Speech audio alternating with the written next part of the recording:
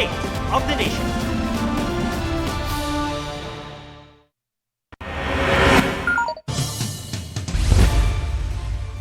Sa gitna ng pagsasalita ng lalaking Zumba instructor na yan sa Coronadal, bigla siyang inagawan ng mic ng isang babae. Ang dahilan ng babae, sila lang daw ang kinikilalang Zumba group ng Provincial LGU. Kinontra yan ng ibang grupong nasa sports complex hanggang sa may nag-off ng mic at inagaw ito sa babae. Pero sa galit ng babae, sinakmal niya ang mukha ng lalaki. Maya-maya, isa pang lalaking Zumba instructor ang dumating at nagkasuntukan sila ng naunang lalaki. Nang huminahon, nagkaayos ang dalawang Zumba instructor. Pero di nakipag-areglo ang babaeng ng agaw ng mic. Sinusubukan pa siyang kunan ng pahayag ng GMA Integrated News. Suspendido na muna ang Zumba sessions sa sports complex.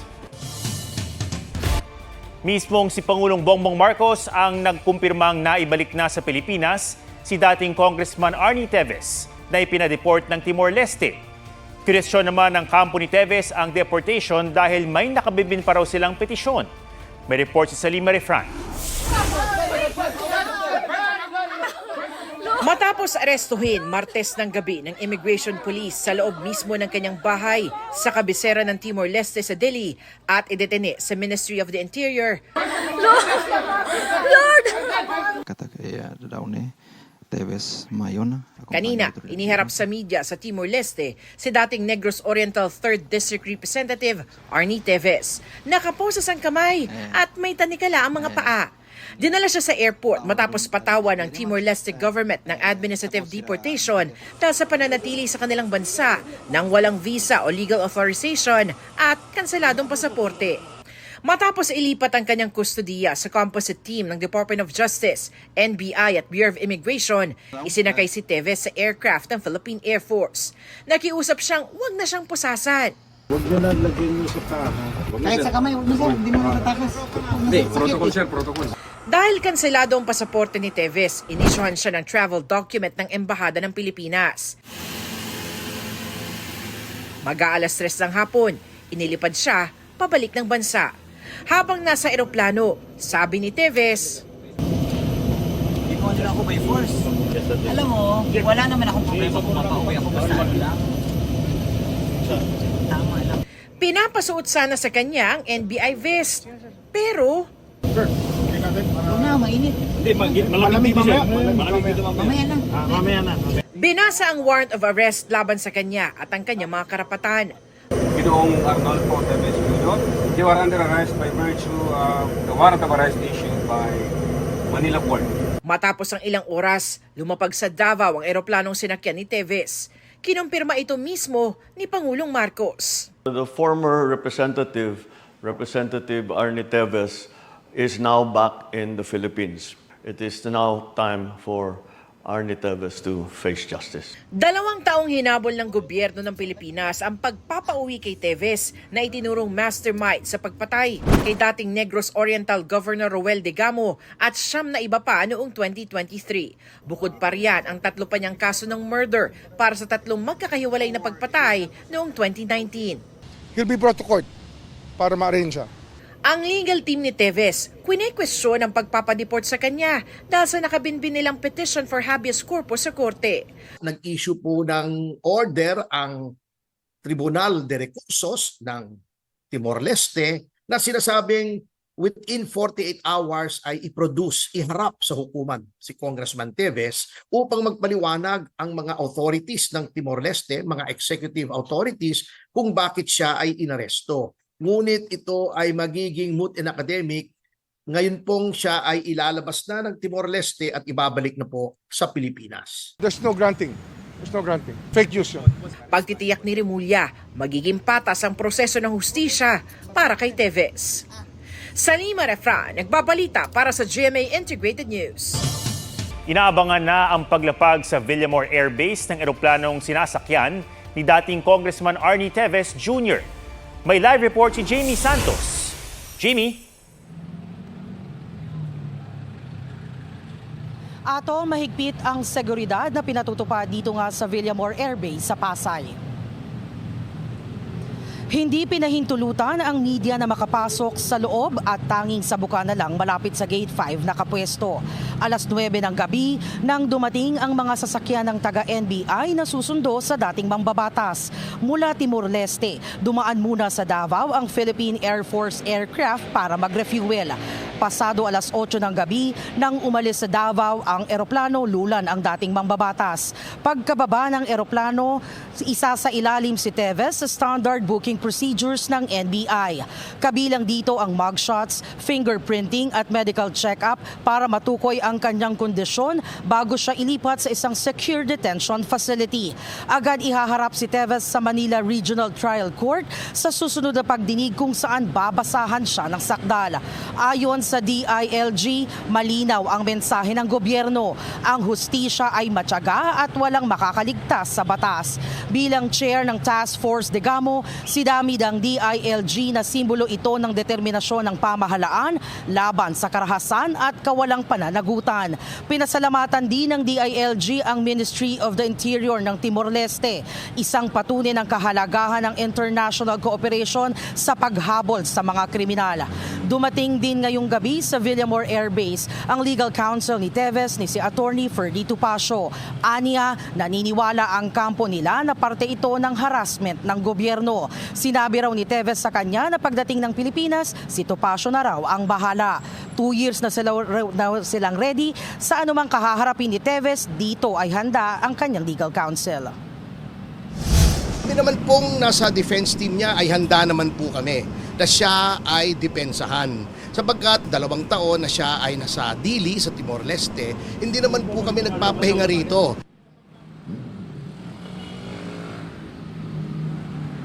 Atom, ilang minuto mula ngayon, inaantabayanan na nga natin itong paglapag ng eroplanong lulan ang dating mambabatas. Nakaantabay rin yung mga kasamahan natin sa media. Dito naman tayo nakapwesto sa may Gate 4 ng Villamor Air Base dahil dito natin nakitang dumaan yung mga sasakyan ng taga-NBI na susundo sa dating mambabatas. At yan ang latest mula rito sa Pasay. Balik sa iyo, Atom. Maraming salamat, Jamie Santos. 3 ang nasawi ng araruhin ng 18-wheeler ang 5 sasakyan sa Quezon City. Kabilang dyan ang isang lalaking naghihintay lang ng masasakyan. Ang aksidenteng nahuli kam sa report ni James Agustin. Hindi ko marinig. Sa kahabaan ng Batasan San Mateo Road, Quezon City, biglang sumulpot ang 18-wheeler hanggang sa tuluyan itong nawalan ng kontrol. Kumalas ang container van sa truck, nahagip ng truck ang isang kotse at inararo ang isang AUV at 3 motorsiklo. Ang tractor head nito dumiretso sa waiting shed. Dead on the spot ang lalaking naghihintay ng masasakyan. May isa pang nasawi di kalayuan na inaalam pa ang pagkakakilanlan. Dead on arrival naman sa ospital ng lalaking angkas sa motorsiklo. Sana panagutan na lang ng driver at yung company ng driver yung nangyari sa tito ko. Sa kabuuan, 7 ang sugatan. Hawak na ng pulisya ang truck driver. Palusungo kami sir sa stoplight, palusungo. Bigla akong humina yung preno. Hanggang sa wala na, hindi ko na makontrol. Pasensya na, hindi ko talaga gusto naman mangyari yung gano'n. Maharap siya sa patong-patong na reklamo. 3 sasakyan naman ang inararo ng closed van sa Baguio City. Una nitong nabangga ang kasalubong ng utility van. Sunod na nakaparadang SUV at AUV. Pahirapan ang pag-rescue sa natrap na driver at 2 delivery helper ng closed van. Unfortunately, yung driver ng van at yung 2 nitong pasahero ay binawian ng buhay. Sugatan din ang driver ng utility van. Patuloy ang imbestigasyon sa insidente.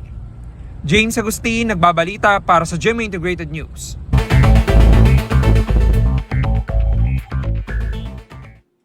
Imbes sa Lunes presentation ng Articles of Impeachment laban kay Vice President Sara Duterte, iniurong ng Senado sa June 11.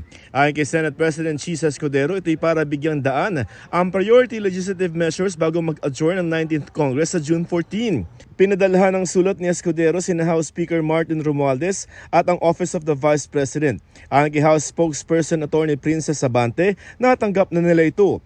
Inaalam pa ng GMA Integrated News kung nakuha na rin ito ng opisina ng bise. Mga motoristang nagtatakip ng plate numbers para iwas huli sa No Contact Apprehension Policy o NCAP binalaan ng MMDA. Pwede pa rin daw silang mabisto sa mamamagitan ng pag-backtrack at pagsuri sa dinadaanang ruta. Si IDG Chief Major General Nicolas Torre III bagong hepe ng PNP. Ayon sa Malacanang, kabilang sa mga dahilan sa pagpili kay Torre ay ang papel niya sa pagkakaaresto kina dating Pangulong Rodrigo Duterte at Pastor Apollo Quiboloy. Joseph Morong nagbabalita para sa GMA Integrated News. Nadagdagan pa ang kaso ng Mpox sa bansa. Sa Talisay City sa Cebu, nasawi ang nag-iisa na lang kumpirmadong kaso. Pero may paglilinaw riyan ang LGU. May report si Sandra Aguinaldo. Doble ingat si Gabriel tuwing lumalabas ng bahay matapos kumpirmahin ng LGU na may 2 kaso ng Mpox sa Iloilo. Mas mayugid nga muna nga aware ka kasi nga muna pirmi nga kinanan limpyo ka tinlo ka pirmi. Si John lagi raw may dalang alkohol.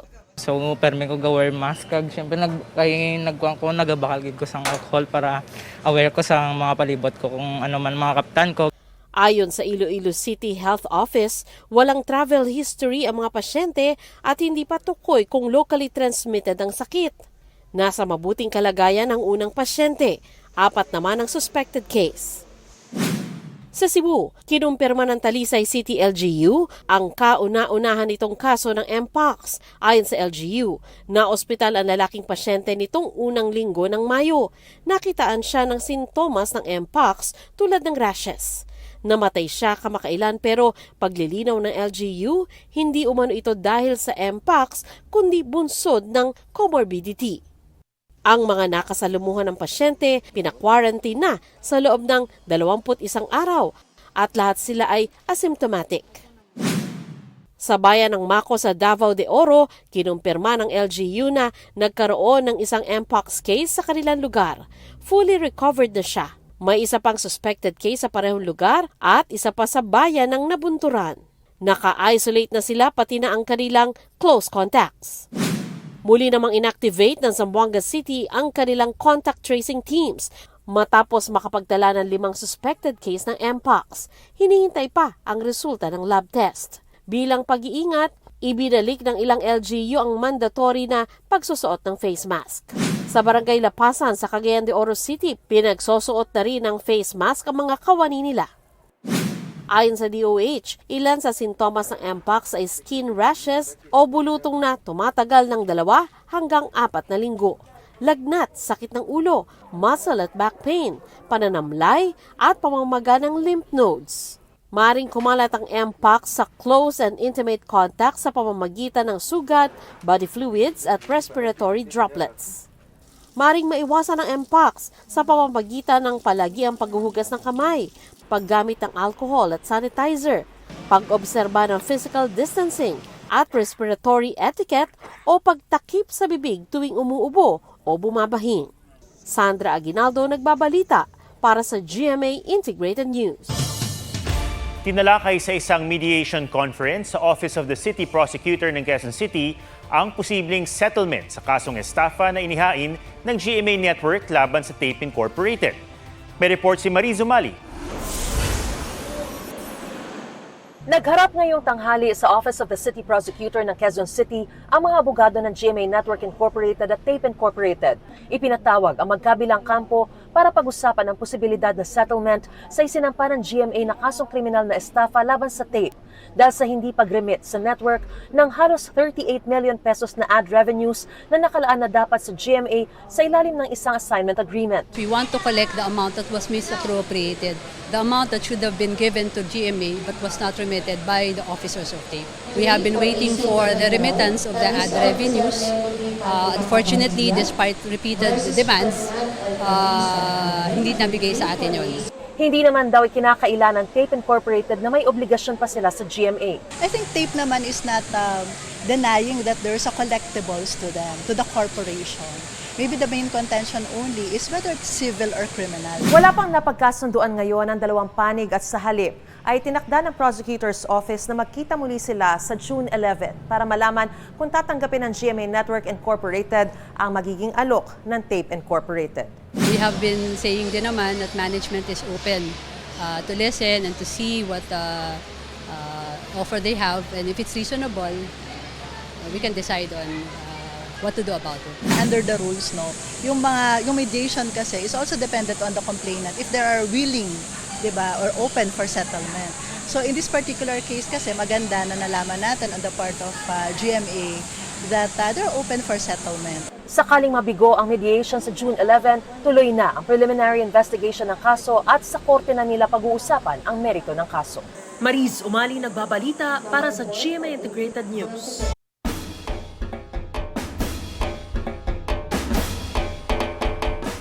Umaani ng abakang export quality ang mga magsasaka sa Catanduanes na kilalang Abaca Capital of the Philippines. Ang hinihimay nilang abaka, ibinibida sa kanilang Abaca Festival. Ang Pista Pinas na yan sa report na ito. Pagkakakilanlang naging bahagi na ng hibla ng kasaysayan dahil sa kabuhayang hinabi ng tatag at sipag. Ito ang abaka ng Catanduanes. Produktong ipinagmamalaki at ipinagdiriwang sa kanilang Abaca Festival.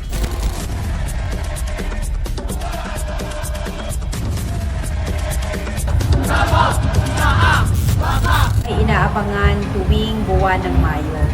And ito po ay isang platform para maipromote natin ang turismo ng buong probinsya. Makapagbigay tayo ng livelihood at maging buhay ang ekonomiya. Catanduanes ang pangunahing producer ng abaka sa Pilipinas.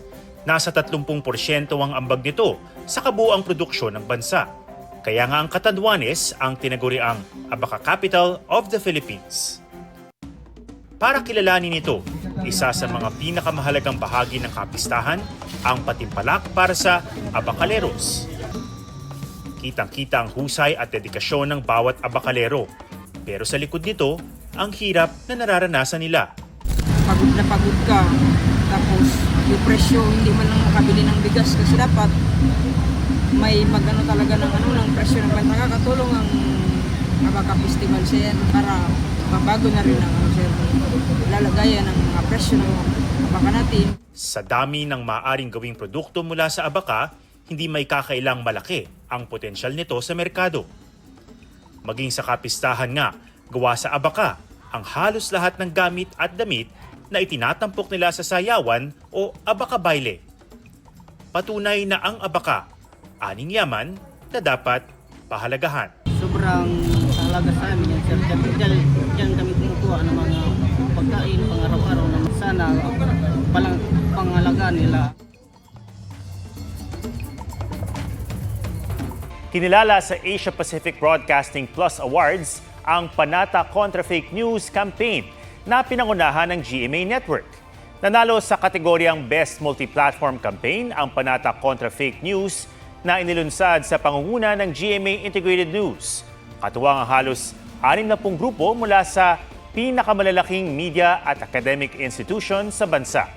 Kampanya ito para labanan ng maling impormasyon sa iba't ibang platform, kabilang na ang fact-checking initiatives at GMA Masterclass Eleksyon 2025 Dapat Totoo Series na nilahukan ng mahigit 12,000 estudyante sa Luzon, Visayas at Mindanao.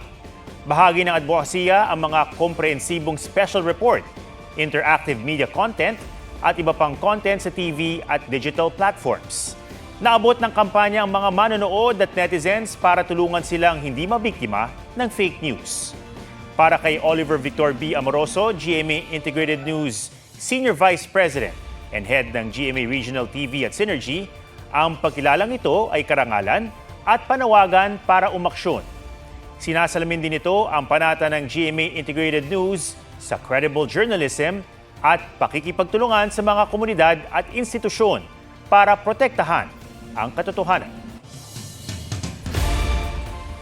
Yan po ang State of the Nation para sa mas malaking misyon at para sa mas malawak na paglilingkod sa bayan. Ako si Ato Maraulio mula sa GMA Integrated News, ang News Authority ng Pilipino. Huwag magpahuli sa mga balitang dapat niyong malaman. Mag-subscribe na sa GMA Integrated News sa YouTube.